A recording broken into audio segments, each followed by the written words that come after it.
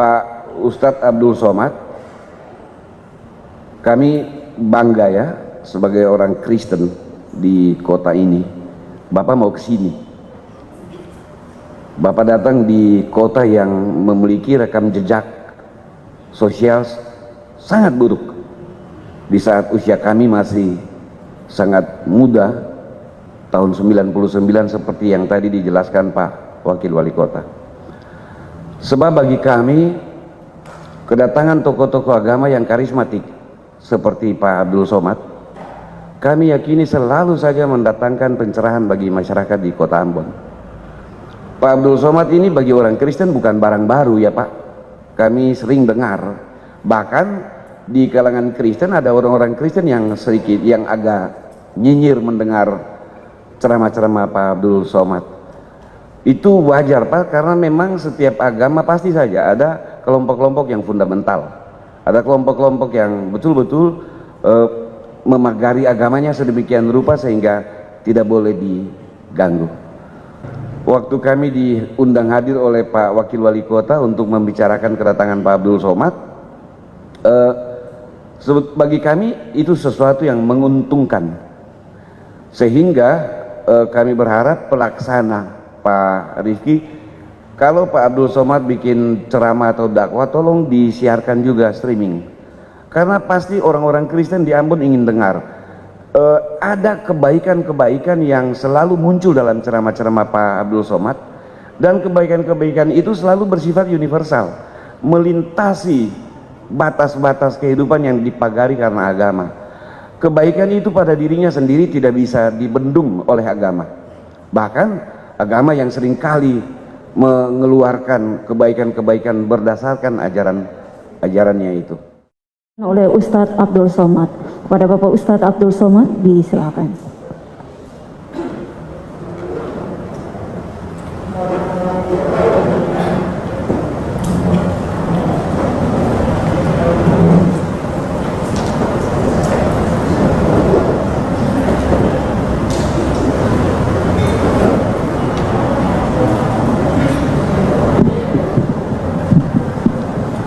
Bismillahirrahmanirrahim. Assalamualaikum warahmatullahi wabarakatuh. Assalam bahasa Arabnya keselamatan. Alaikum untuk kamu. Wa dan rahmatullah, rahmat Tuhan, rahmat Allah. Wa dan barakatuh, berkah-berkah dari Tuhan. Berkah artinya lebih dari yang semestinya.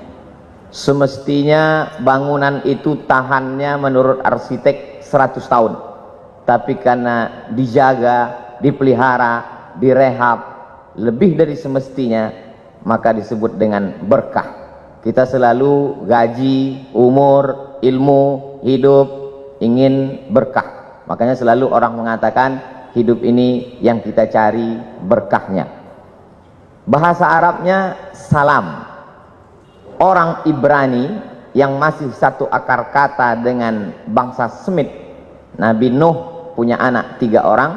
Satu namanya Sam, satu namanya Ham, satu namanya Yafes. Sam itu pecahannya adalah Arab dan Ibrani. Orang Arab menyebut salam, assalamualaikum. Orang Ibrani menyebut shalom. Lalu kemudian ketika sampai ke tempat kita menjadi selamat. Makanya disebut selamat siang, karena kebetulan acaranya dibuat siang. Salam sejahtera, tambahan, kombinasi, modifikasi dari bahasa Arab dan bahasa Indonesia. Ada salamnya, ada sejahtera. Istilah-istilah yang lain tidak saya sebutkan karena takut silap dan salah. Karena acara ini direkam, di-streamingkan.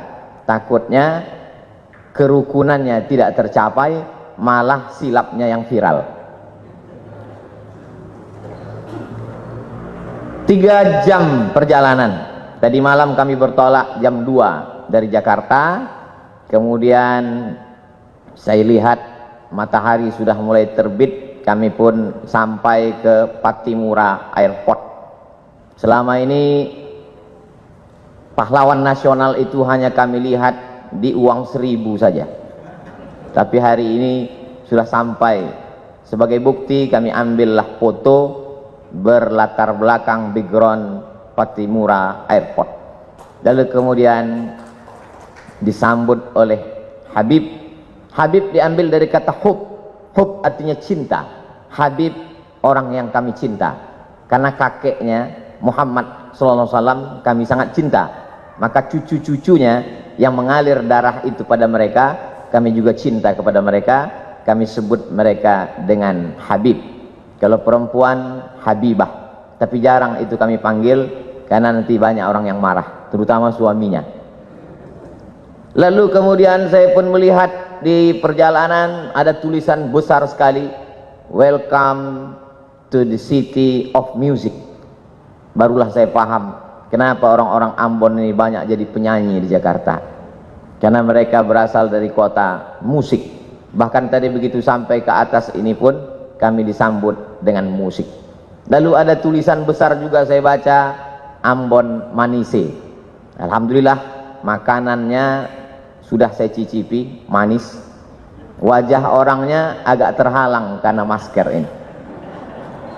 Tapi insya Allah dari wajah beberapa tokoh kita menilai ada keramahan, ada kesenangan untuk menyambut tamu sebagaimana yang disampaikan oleh Pak Pendeta Ricardo, kemudian Bapak Pastor mewakili uskup, lalu kemudian tokoh-tokoh lintas agama.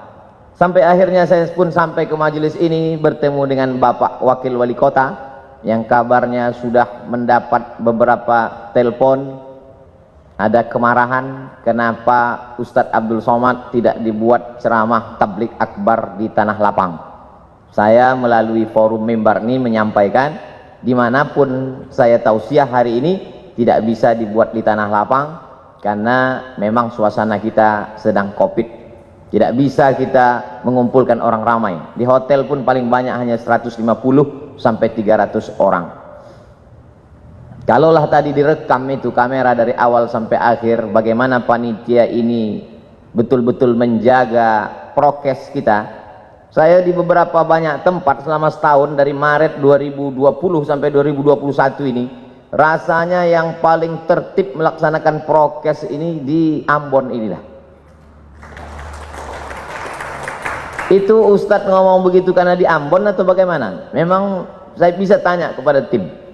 Karena di Ambon inilah sampai yang mikrofonnya pun ganti masker dah berapa kali. Saya yakin itu virus COVID tidak sampai ke atas ini. Mereka di bawah melihat, tak usahlah kita naik, cepat kita mati kata dia.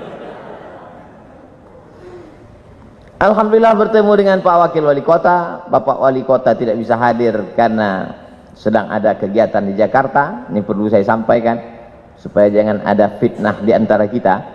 Lalu kemudian bertemu pula dengan Bapak Kapolresta Ambon. Saya pikir sudah 3 jam perjalanan naik pesawat itu akan bertemu orang jauh. Ternyata orang sekampung juga dari Sumatera Utara. Lalu kemudian sangat membahagiakan berjumpa dengan para alim ulama, Ketua Majelis Ulama Indonesia, Ketua Majelis Ulama Indonesia Provinsi Maluku dan Kota Ambon. Tokoh-tokoh, orang-orang tua yang tak dapat saya sebutkan satu persatu, insya Allah semuanya selalu mendapat keberkahan hidup.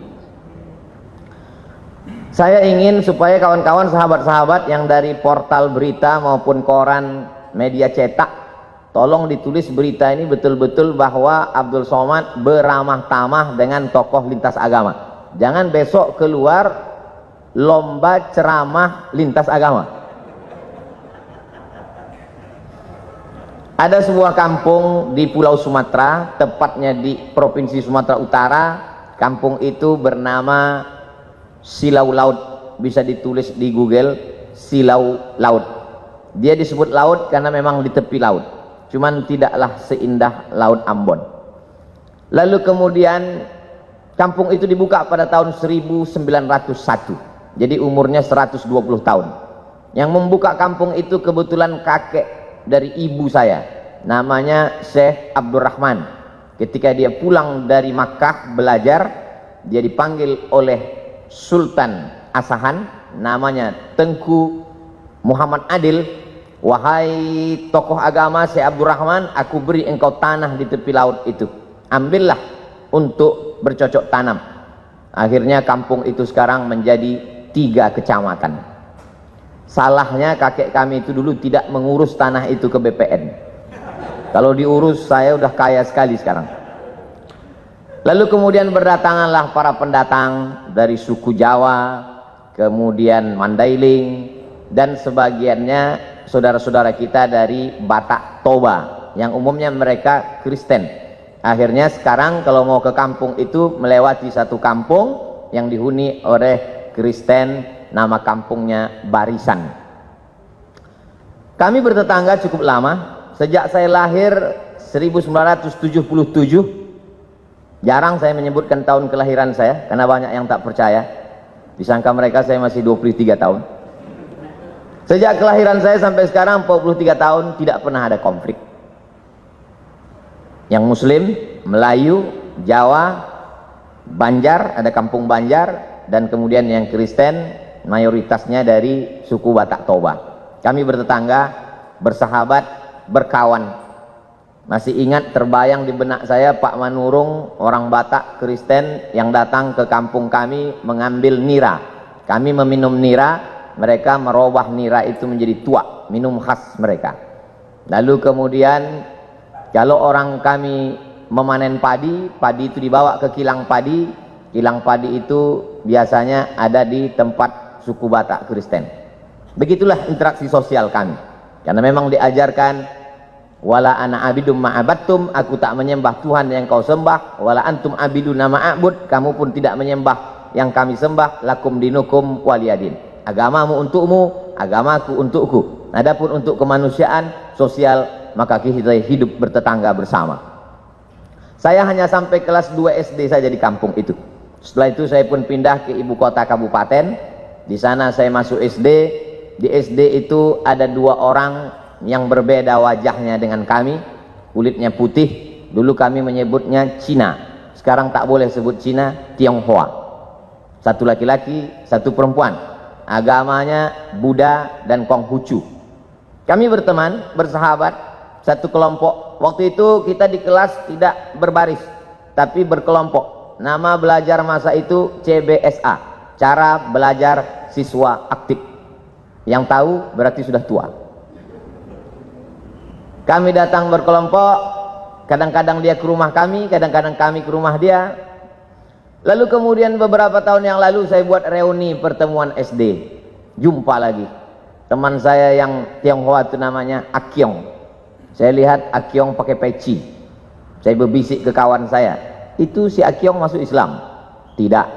Kenapa dia pakai peci? Untuk menghormati kau. Begitulah kami bersahabat. Tamat SD tahun 1990, saya pindah ke Medan.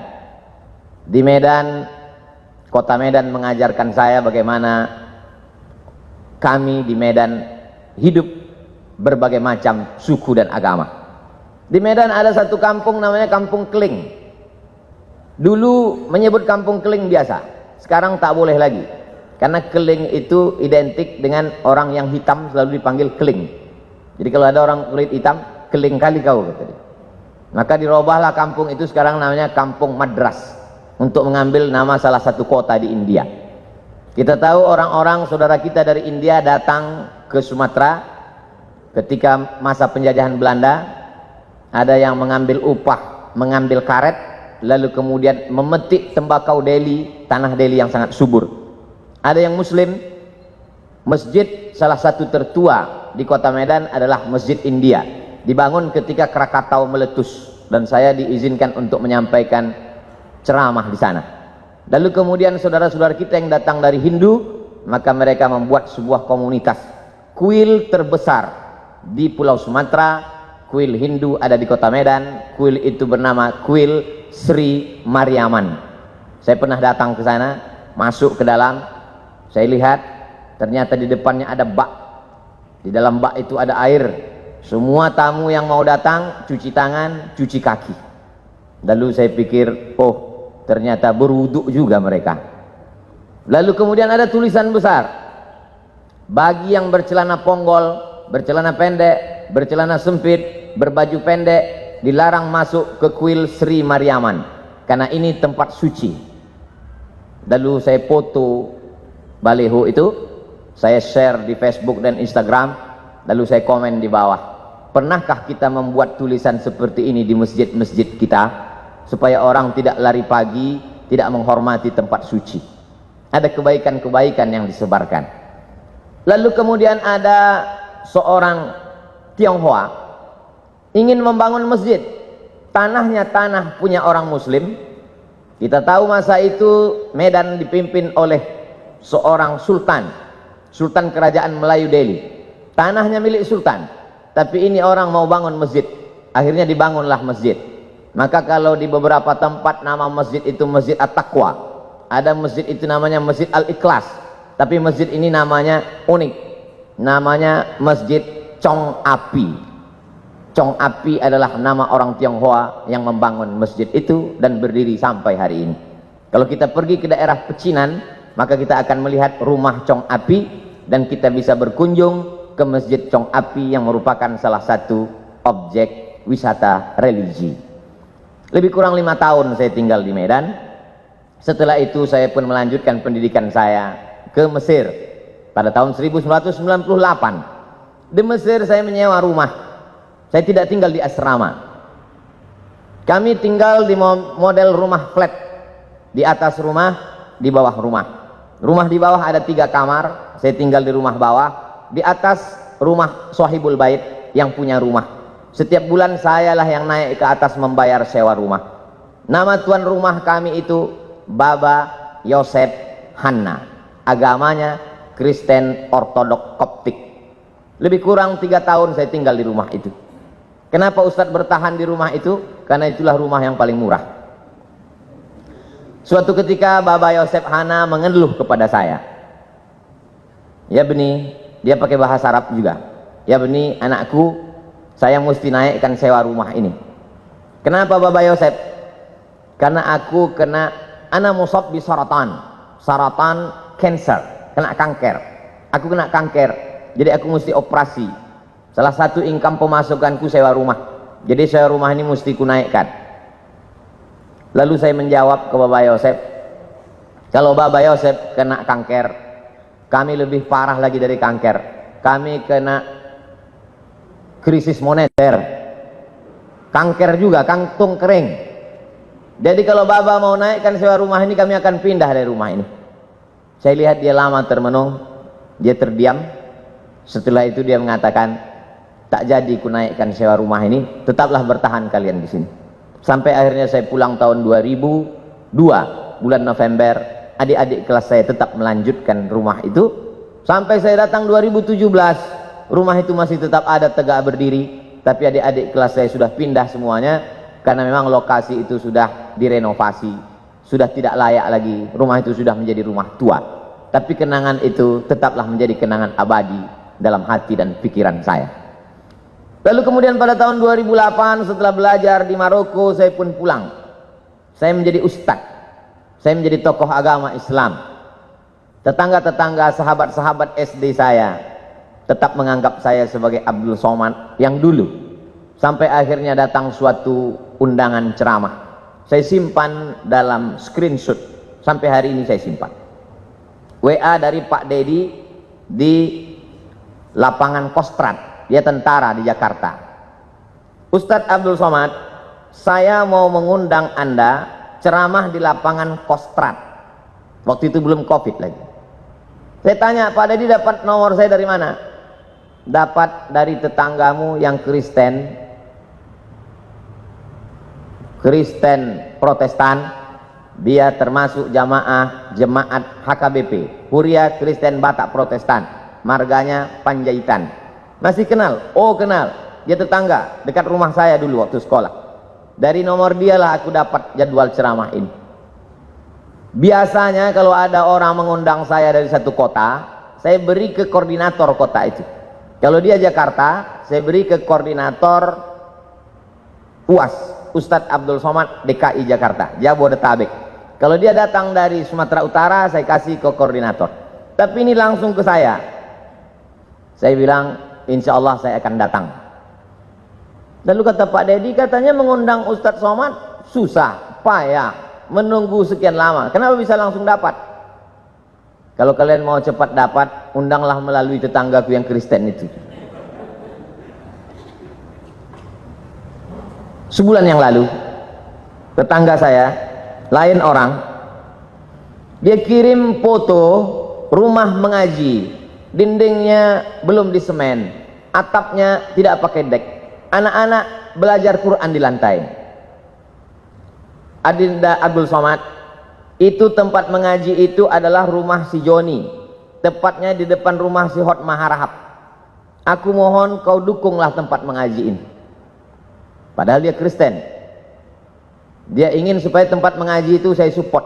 Akhirnya saya hubungilah tim Yayasan Tabung, Yayasan Wakaf Hajah Rohana. Setelah mak saya meninggal, saya buat program kemanusiaan untuk memberi makan fakir miskin, namanya Yayasan Wakaf Hajah Rohana. Saya minta supaya tim mensurvei tempat itu. Akhirnya tempat itu disurvei, berapa lantai yang perlu diperbaiki, berapa harga semen untuk menutup dinding, berapa tikar plastik dan meja, berapa lampu yang mesti diganti, dan lain sebagainya. Akhirnya guru-guru mengaji mengucapkan terima kasih. Terima kasih Ustadz. Dari mana Ustadz dapat info dari kami? Dari tetanggaku yang dulu masa kecil sahabatku. Rupanya dia tak sampai hati kali melihat kalian mengaji di lantai. Akhirnya dia WA saya, dan hari ini tetap terjalin. Saya bukan ingin membanding-bandingkan kampung saya dengan Ambon. Tentu tidak bisa mengimbangi yang 100 tahun menurut pakar internasional memperbaiki psikologis orang Ambon perlu 100 tahun, tapi di Ambon cukup hanya 10 tahun sudah selesai. Ini keberkahan. Jadi kedatangan saya kemari adalah untuk mengunjungi saudara-saudara saya sebangsa dan setanah air. Adapun ceramah saya di masjid, di kantor, semuanya direkam melalui kamera, dan kalau signal di hotel, di masjid itu kuat, memang biasanya di streamingkan. Pak Ricardo, Pak Pendeta Ricardo, Bapak Perwakilan Uskup, dari tokoh lintas agama Hindu, Parisada Hindu Dharma Indonesia, maka semua ceramah saya itu di streamingkan. Begitu juga dengan yang nanti malam insya Allah. Sampaikan kepada jemaat, sampaikan kepada umat bahwa ceramah Abdul Somad streaming bisa ditonton melalui channel Ustadz Abdul Somad Official. Jangan lupa subscribe, like, and share. Sekarang subscribernya 1.700.000, viewernya sampai hari ini 91 juta orang sudah menonton video-video itu. Dan dari 91 juta itu saya yakin dan percaya ada jemaat Pak Pendeta, ada jemaat Uskup, ada jemaat Hindu Dharma, Parisada Hindu Dharma, ada jemaat saudara-saudara saya dari kalangan Buddha. Dari mana Ustadz tahu? Saya tahu itu karena setiap kali saya pergi ke mall, saya pergi ke rumah makan, dan ketika makan masker saya buka, mereka tahu itu saya, maka makan saya terganggu karena mereka minta foto. Lalu kemudian uang hasil dari penonton 91 juta itu, hasilnya ditransfer ke nomor admin, dibelikan ke beras untuk program kemanusiaan. Setiap bulan kami membagi beras untuk saudara-saudara kita yang kurang beruntung dalam hal rezeki, tapi mungkin mereka beruntung dalam kebahagiaan hati. Kita ingin berbagi sesuatu supaya mereka juga berbagi doa kepada kita. Saya kira itu saja yang dapat saya sampaikan. Saya tidak ceramah, saya tidak tausiah, saya hanya ingin berbagi cerita tentang Abdul Somad yang ada di medsos dengan Abdul Somad yang asli dan nyata. Karena medsos ini rakyatnya tidak jelas, netizen. Kata orang, sekejam-kejamnya ibu tiri, lebih kejam lagi netizen. Banyak ketika kita bertemu dengan orang di medsos berbeda dengan ketika ketemu dalam kenyataan. Dan itu fakta. Ketika jamaah bertanya, bercerita ke saya sudah lama melihat Ustadz di YouTube, di televisi, baru ini berjumpa, ternyata lebih muda dari aslinya. Bertemu itu penting. Pernah kamu kenal si Anu? Pernah. Pernah berjumpa dengan dia? Belum. Berarti kamu belum kenal. Pernah kamu kenal dengan si Anu? Pernah. Pernah kamu duduk makan bersama dengan dia? Belum. Berarti kamu belum kenal. Hari ini kita bertemu, hari ini kita bersama, tinggal lagi makan. Ini semakin lama kata sambutan ini, maka semakin banyak dosa saya karena menahan nafsu makan. Saya ucapkan banyak terima kasih. Banyak kata-kata tidak berkenan di hati, menyinggung perasaan. Saya Abdul Somad, warga negara Indonesia, sama-sama manusia, sama-sama mencintai NKRI. Mohon maaf atas segala kesilapan. Terima kasih atas segala perhatian. Wassalamualaikum warahmatullahi wabarakatuh.